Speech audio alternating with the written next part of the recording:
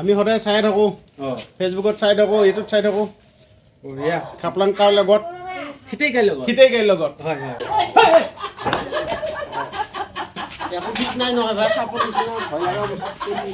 নমস্কাৰ বন্ধুসকল মই এয়া উপস্থিত হ'লোঁ মঙলদৈ গেৰিমেৰি জয়নগৰ বুলি কয় এইখিনি ঠাই আৰু বন্ধুসকল এতিয়া ঠাণ্ডাৰ ছিজনৰ পৰা গৰমৰ দিন লাহে লাহে আহি আছে আৰু বন্ধুসকল এতিয়া সাপেও নিজৰ গাটোত ৰ'দ পোৱাবৰ কাৰণে ওলায় আৰু কেতিয়াবা খাদ্যৰ সন্ধানত ওলায় আজি এয়া দাদাহঁতৰ ঘৰতে ওলাই গ'ল আহকচোন বাৰু আপোনাৰ নাম আৰু ঠিকনাতে বাৰু ৰাইজক কৈ দিয়কচোন মোৰ নাম সুবিন ডেকা গেৰিমেৰি মঙলদৈ সাপডাল কেতিয়া দেখা সাপডাল এঘণ্টামান আগত দেখিলোঁ ৱালৰ কাষত আছিলে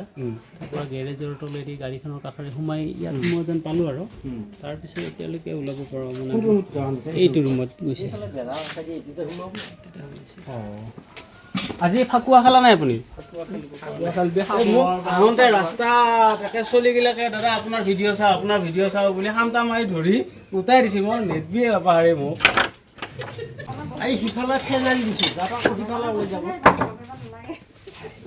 বাৰু এটা টৰ্চ এটা লাগিছিলে টৰ্চ এটা দিয়ক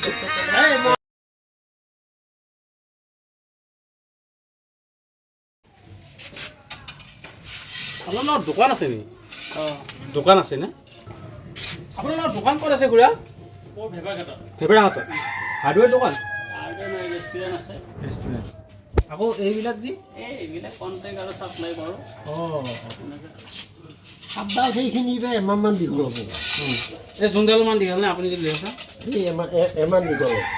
এইডালো মানে দীঘল হ'ব এবাৰ সিফালে আকৌ ঘূৰি এতিয়া সিফালে গেলি এতিয়া মানে কি জানানে লাহে লাহে গৰমৰ দিন পৰচিনে যিমান গৰমৰ দিন পৰিব সিমান মানে সাপকেইটাই গাঁতৰ পৰা ওলাব যদি শিলৰ থকাত আছে তাৰ পৰা ওলাব ইটাৰ থকাত লগে আছে তাৰ পৰা ওলাব শৰীৰ থকাত লগে থাকিলে এই শৰীৰ বুলি জানা বৰ দিগদাৰ নহয় এই দৰ্জাখনৰ এই গেটখনৰ তলেই তেনেকৈ সোমাইছে আহি পেলাই ইফালে মই লগে লগে দৌৰি আছোঁ কিন্তু এইখিনিত দেখা নাই মানে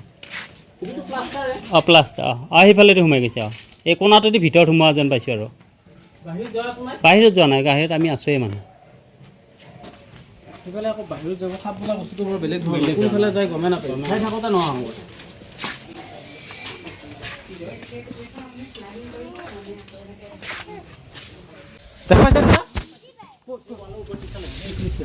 কাষতে আছে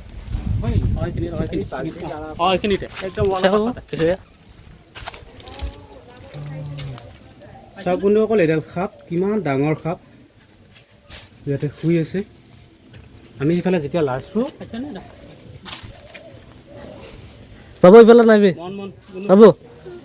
ক'তে সাপ সেইডাল তলত অঁ এইডাল সেই সাতটাখানি দি দাঙি আনিব পাৰি নেকি যাব কেনেকৈ ধৰিব চাব কেঁচি মানে এইফালে গেল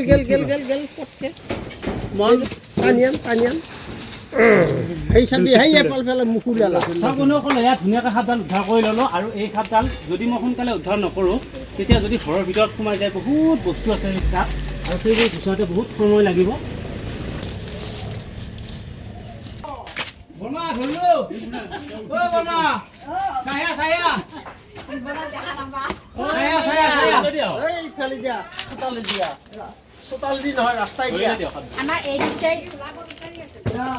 আৰু বন্ধুসকল এডাল হৈছে বাকৰাইজ সাপ আৰু ইয়াক ইংলিছত কপাৰ হেডেড টিংকেট স্নেক বুলি কয়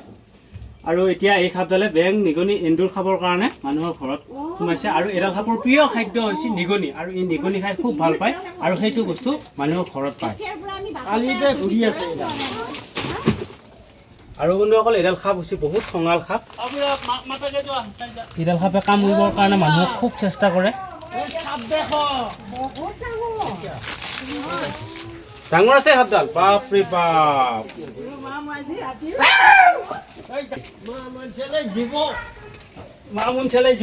জীৱ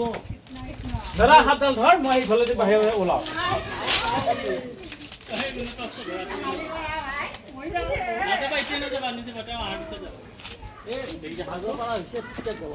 এতিয়া মাৰিব পাৰিবি আৰু নহয় এতিয়া ধৰা দেখা পাই মাৰিব পাৰিব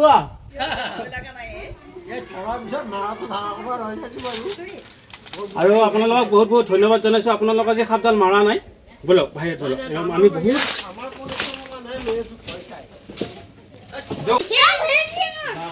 ডাঙৰ আছে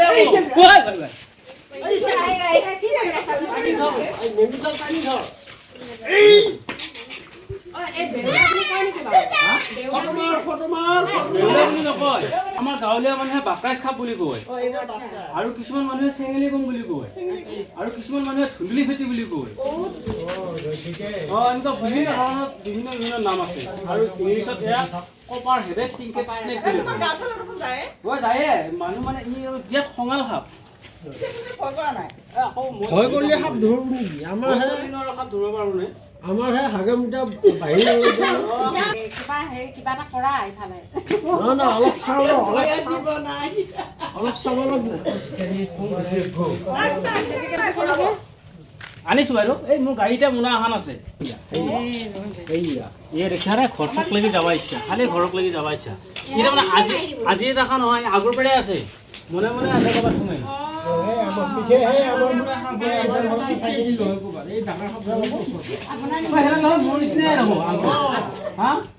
দেখা পাই তাৰমানে বনাই লৈছা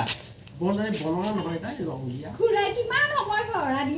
আৰু বন্ধুসকল আমি ভিডিঅ' এনেকৈ বনাই ৰাইজক দেখুওৱাৰ মেইন উদ্দেশ্য হৈছে মানুহক সজাগ কৰিবৰ কাৰণে আমাৰ ভাৰতবৰ্ষত প্ৰতি বছৰে 20,000তকৈ অধিক মানুহ সাপৰ কামোৰতে মৃত্যু হৈ যায় সেইকাৰণে আমি ভিডিঅ' বনাই ৰাইজক সজাগ কৰিবৰ কাৰণে চেষ্টা কৰি আছোঁ যদিহে সাপে কামোৰে যিকোনো হওক ভেনমাছ হওক বা নন ভেনমাছ হওক যদিহে সাপে কামোৰে তেতিয়াহ'লে আপোনালোকে চিধাই ডিষ্ট্ৰিক্ট হস্পিটেলত যাব কোনো কাৰণত ওজা কবিৰাজ বেজ মন্ত্ৰ তন্ত্ৰ বিচাৰি সময় একেবাৰে নষ্ট নকৰিব আৰু বন্ধুসকল এডাল হৈছে সম্পূৰ্ণৰূপে অবিষাক্ত সাপ নন ভেনমাছ স্নেক যদিও এনেকুৱা সাপে কামোৰে তেতিয়াহ'লে আপোনালোকে হস্পিটেলত যোৱাটো বাঞ্ছনীয়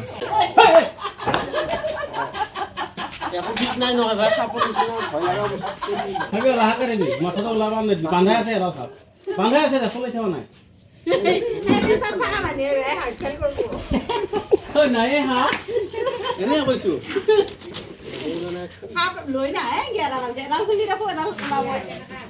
মোনা দেখোন এতেই আছে বাহিৰতে এইটো ভিতৰত গাড়ীতে আছে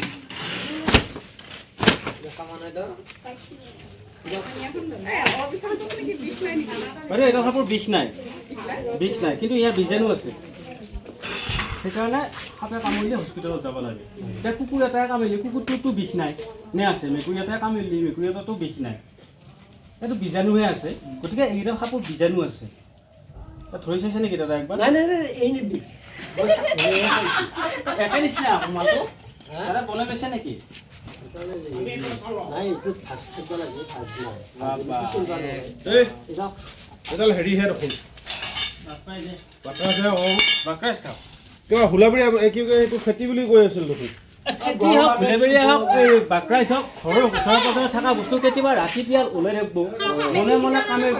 কি কোৱা তেতিয়া একবাৰ ফটো মাৰি লওকচোন ভালে আছে আপুনি আছোঁ খুৰা আপোনালোকৰ আশীৰ্বাদত খুৰা নহয় ভাইটি আৰু হয় নেকি অঁ আমি সদায় চাই থাকোঁ অঁ ফেচবুকত চাই থাকোঁ ইউটিউবত চাই থাকোঁ বঢ়িয়া খাপলাং কাৰ লগত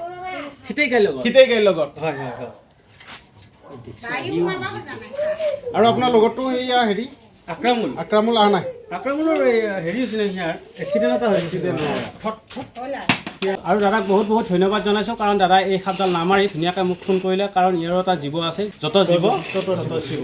ধৰিলে এটা জীৱ আছে ইয়াক উদ্ধাৰ কৰি লৈ যাই পেলাই ধুনীয়াকৈ জংঘল ধৰিলে কোনখিনি জেগাত ধৰিলে কোনখিনি জেগাত মই চাই আছোঁ ঘৰৰ ভিতৰত